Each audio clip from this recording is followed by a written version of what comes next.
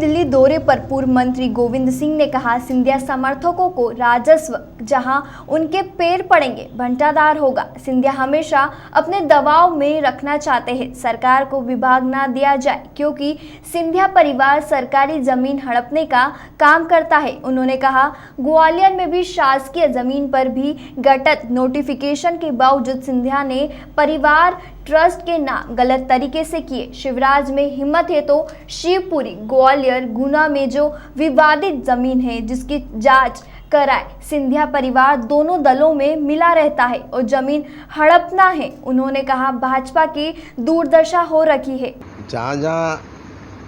पैर पड़े संतन के वहाँ होगा बंटाधार। सिंधिया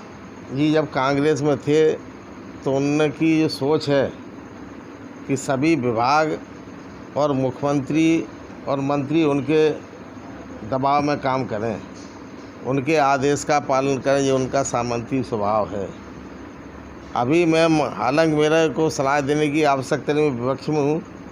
लेकिन प्रदेश की 7.5 करोड़ जनता की ओर से उनके हित में मैं मुख्यमंत्री शिवराज सिंह जी से अनुरोध करना चाहता हूँ कि सिंधिया समर्थकों को राजस्व के विभाग न दिया जाए, क्योंकि राजस्व विभाग जब जब सिंधिया के लोगों पे आया है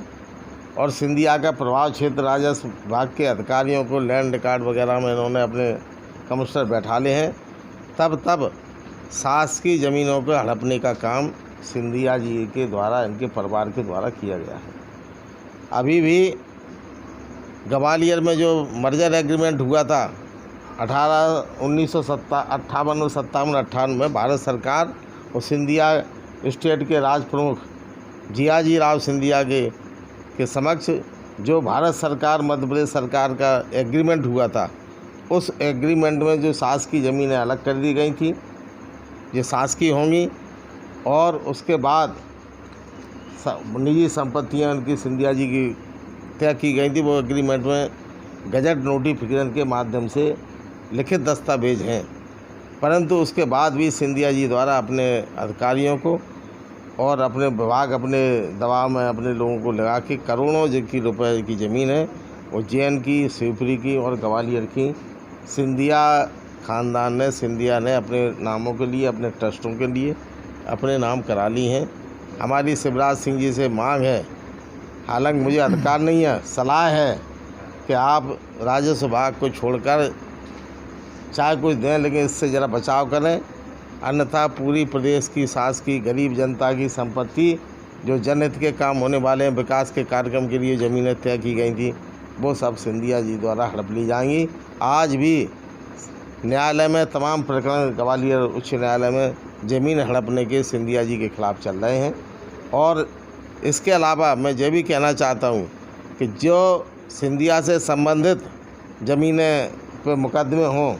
उनमें सिंधिया जी द्वारा प्रस्तावित एडिशनल एडवोकेट जनरल और शासकीय अधिवक्ताओं को उससे दूर रखा जाए, क्योंकि अभी कई मामलों में शासकीय अधिवक्ता भी और एडवोकेट